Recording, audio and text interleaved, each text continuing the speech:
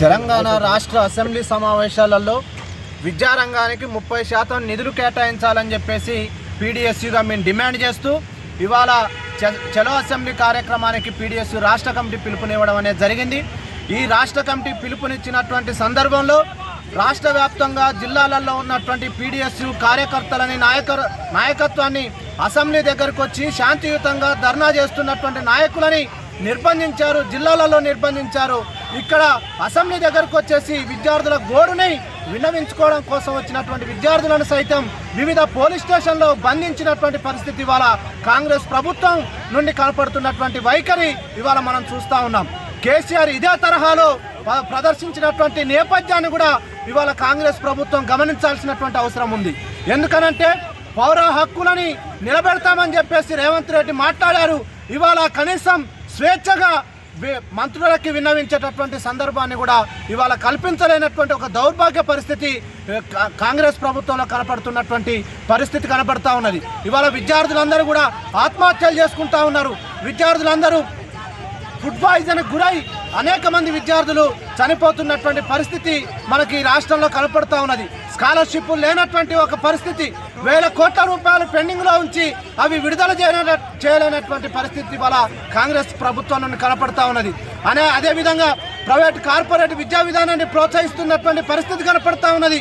ఇవాళ ప్రైవేటు కళాశాలల్లో అదేవిధంగా ఇంజనీరింగ్ విద్య, అదే పాఠశాల విద్య మొత్తం కూడా ప్రైవేటీకరించబడి విపరీతమైనటువంటి ఫీజులని దండుకుంటున్న విద్యకు చట్టం ప్రకారం నియంత్రించాల్సినటువంటి ప్రభుత్వం ఏమాత్రం పట్టించుకోనటువంటి ఒక దౌర్భాగ్య స్థితిని ఇవాళ పీడీఎస్యూ ప్రశ్నిస్తూ ఉన్నది.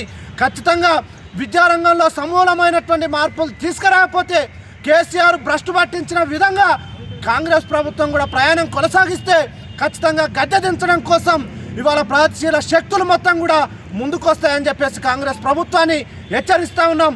విద్యారంగాన్ని మొత్తం అభివృద్ధి చేయాలి, విద్యార్థులకి ఉచిత విద్యా విధానాన్ని అందించాలి, మార్పులు తీసుకురావాలని చెప్పేసి పీడీఎస్యూగా మేము డిమాండ్ చేస్తూ ఉన్నాం. తెలంగాణ రాష్ట్ర వ్యాప్తంగా విద్యారంగంలో ఉన్నటువంటి సమస్యల్ని పరిష్కారం చేయాలని చెప్పేసి పీడీఎస్యూ రాష్ట్ర కమిటీ పిలుపులో భాగంగా ఈరోజు చలో అసెంబ్లీ కార్యక్రమం తీసుకోవడం జరిగింది. అయ్యా ముఖ్యమంత్రి గారిని మేము కొన్ని ప్రశ్నలు అడగదలుచుకున్నాము. అసలు ఈ రాష్ట్రంలో గతంలో కేసీఆర్ పాలన కంటే మేము మెరుగైన పరిపాలన కొనసాగిస్తామని చెప్పినటువంటి రేవంత్ రెడ్డి 6వ గ్యారంటీ తర్వాత 7వ గ్యారంటీ ఏం చెప్పారంటే ఈ ప్రజాస్వామ్యాన్ని మేము కాపాడదామని చెప్పారు. కానీ ఈరోజు ప్రజాస్వామ్యం కాపాడడం కాదు, ఎక్కడెక్కడ వారిని గొంతు నొక్కే విధంగా ఈరోజు ప్రయత్నం చేస్తూ ఉన్నారు.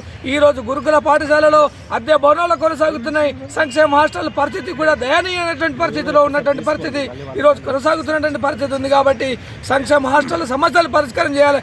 దాదాపు 8 నెలలు గడుస్తూ ఉన్నాయి. వారికి సంబంధించిన బిల్లులు ఏమాత్రం కూడా ఇప్పటివరకు రిలీజ్ కానటువంటి పరిస్థితి.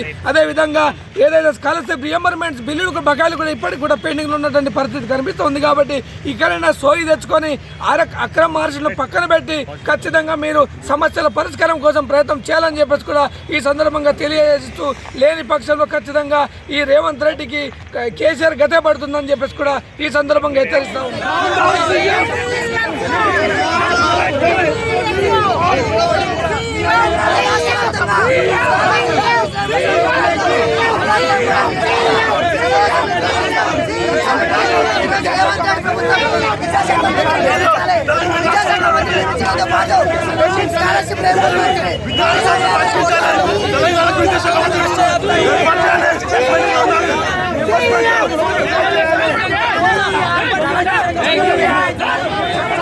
ముఖ్యమంత్రి